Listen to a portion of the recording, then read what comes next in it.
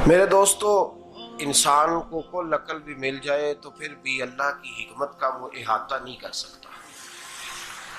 रब्बे करीम को ज़्यादा पता है कि हमारे लिए कौन सी चीज़ बेहतर है और कौन सी चीज़ हमारे लिए नुकसान का बाइस है। अल्लाह तबारक व तआला की हिकमत ये चाहती है कि मेरे बंदे परेशान ना हो।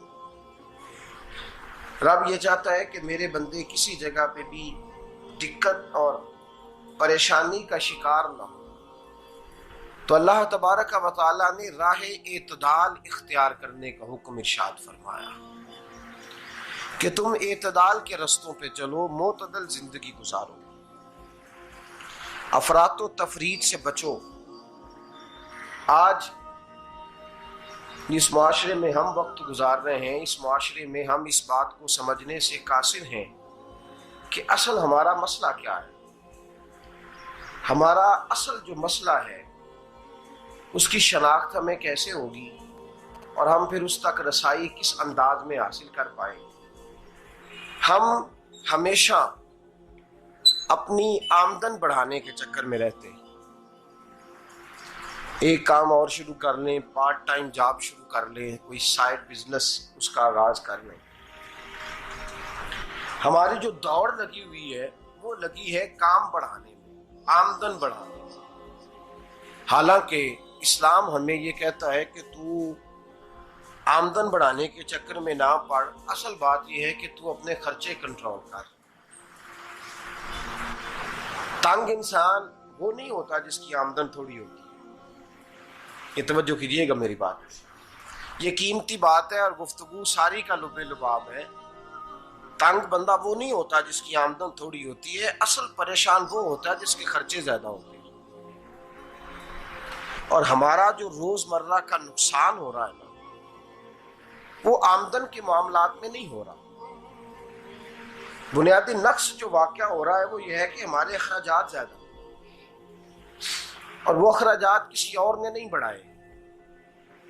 वो खर्चे हमने खुद बढ़ा लिए हैं और अब हमें उसका नुकसान भुगतना पड़ रहा है। और अगर आप सही मानों में टटोलें तो जो बहुत अमीर लोग हैं वो तो उन खर्चों से बच गए। मैंने बहुत सारे ऐसे खत्मात में शिरकत की है। मैं बहुत सारी ऐसी जगहों पे गया हूं कि जहां लोगों ने बड़ा मुख्तसर सा खत्म दिलाया है तो हो गया है खत्म। खत्म के मामले में कब किसी ने पाबंदी लगाई है कि उसमें 200 आदमी शरीक होगा तो तब ये साले सवाब सही हो सकेगा? कौन कहता है? या शादी के मौके पर अगर सारे बहन भाइयों को न बुलाया गया तो मेरी शादी पाया तकमील तक नहीं पहुंचेगी, इसमें बरकत नहीं होगी। ये किसने फतवा दिया है? मोतदल जिंदगी का इस्लाम हुक्म देता है। मैं पढ़ रहा था कि एक बहुत बड़ा सदर है, गालबन सूडान के सदर की बात हो रही थी, तो अपने बेटे की बारात लेके गया तो 4 लोग गए हैं बारात, और 15 लोगों का उसने एहतमाम किया अपने घर में खाना खाने का। तो क्या शादी हो गई कि रुक गई? तो भाई राग अलापना इस बात का कि बड़ी परेशानी है, कोई साइड बिजनेस शुरू किया जाए फलान जगह फलान जगह फलान जगह। तो असल मामला ये है कि पहले एक बंदा कमाता है तो फिर भी घर ही चलता है, फिर बड़ा बेटा साथ शामिल होता है तो फिर भी घर ही चलता है, फिर मंझला बेटा शामिल होता है तो फिर भी घर ही चलता है। जो रोना दादाजी रोया करते थे कि बड़ी मुसीबत है, बड़ी मुश्किल है, गाँव में रह अकेले होते थे और वो 5 बच्चों को और 4 बच्चियों को वो पालते थे। तो जो वहां परेशानी थी वही आज परेशानी शहर में आकर पढ़ लिख कर मोटी तनख्वाह लेकर वही परेशानी हमें है।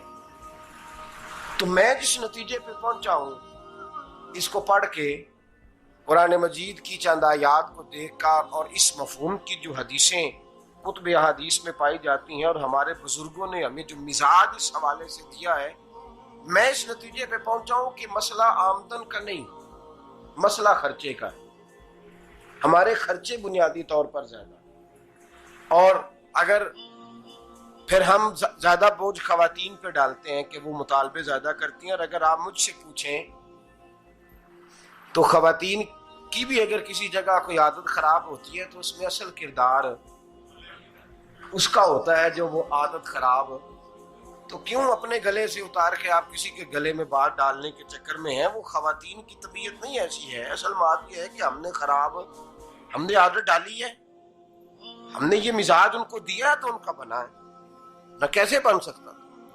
तो एतदाल जब तक जिंदगी में नहीं होता, पानी प्यास बुझाता है लेकिन एक गिलास ही हो तो प्यास बुझाता है, बाल्टी को मुंह को लगाएगा तो कपड़े भिगो देगा उसके।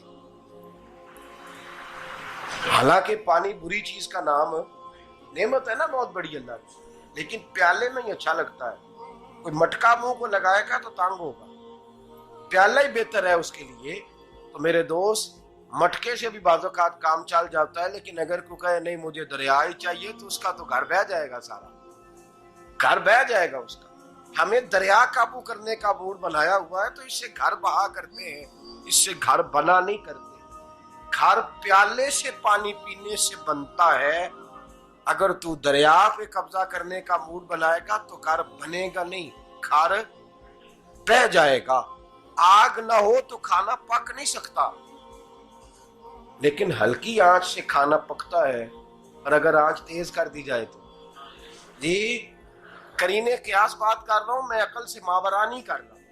करीने क्यास समझाने के लिए मिसालें दे रहा हूं। हल्की आंच पे खाना पक जाता है और आग तेज हो तो खाना जल जाता है। तो खाना उतनी देर खाने के काबिल रहता है जब तक वो हल्की आंच पे पकता है। तू जितनी मर्जी तू कहता है नहीं मेरा गुजारे नहीं, आग तेज होनी चाहिए, तो मियां जल जाएगा, जल जाएगा। हवा न मिले तो सांस नहीं आती, ठीक है। ऑक्सीजन ना हो तो सांस है, हवा ना चले तो गुजारा नहीं होता। लेकिन अगर तेज चले ना, अगर तेज चले तो आंधी और तूफान बन जाए तो छतें गिरा देती है, जाने ले लेती है। हम हैं तूफान के चक्कर में, हम हैं दरिया के चक्कर में, हम हैं बड़े नाव के चक्कर में। तो मियां हल्की आंच ही अच्छी है, याद रख। और एक गिलास पानी का एतदाल से मिलता रहे तो वही मिलता रहे, जरूरत के वक्त वही बेहतर है। तू पूरे दरिया पे कब्जा करने का प्रोग्राम ना बना, तांग हो जाएगा। और मेरे अजीज याद रख, हवा सांस लेने के मुताबिक मिले तो वो अच्छी है, जो सांस बंद करने पे आ जाए वो हवा अच्छी। हमने चक्कर चला लिया है कि ज्यादा पैसा, रातों रात पैसा, लंबा पैसा, ये प्लाट भी मेरा, वो प्लाट भी मेरा, गुजरांवाला भी, गुजरात भी, लाला मूसा खारी और पिंडी तक जहां मैं जाऊं मेरे नाम की तख्तियां लगी हुई होनी चाहिए। इस्लाम मना